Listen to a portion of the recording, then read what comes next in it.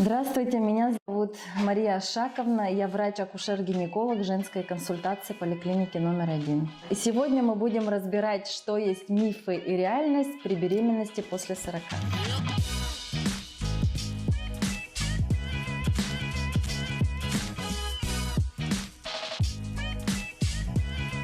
Но если нет абсолютных противопоказаний, то можно. Да, это верно, потому что с возрастом становится у женщины мало яйцеклеток, которые способны оплодотвориться.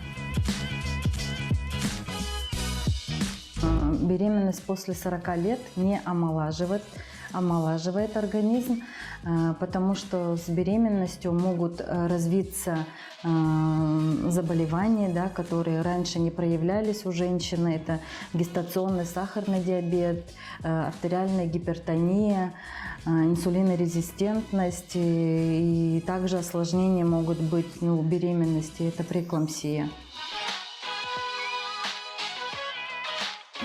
Поздние роды не являются показанием для кесарево сечения. Да? Есть абсолютные показания, которые для родоразрешения. Если у женщины нормально протекает беременность, нет никаких осложнений во время беременности, то можно родить самой.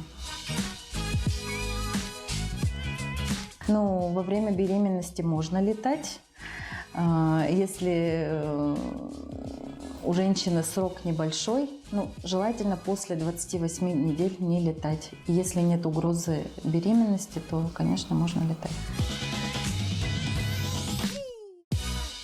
Не всегда исчезает, но после естественных родов больше вероятность, что может исчезнуть или улучшиться.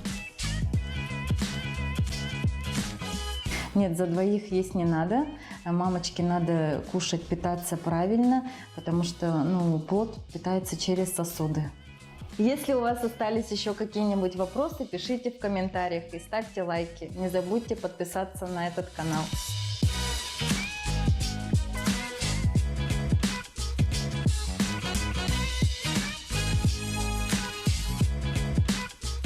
Все, я поехала.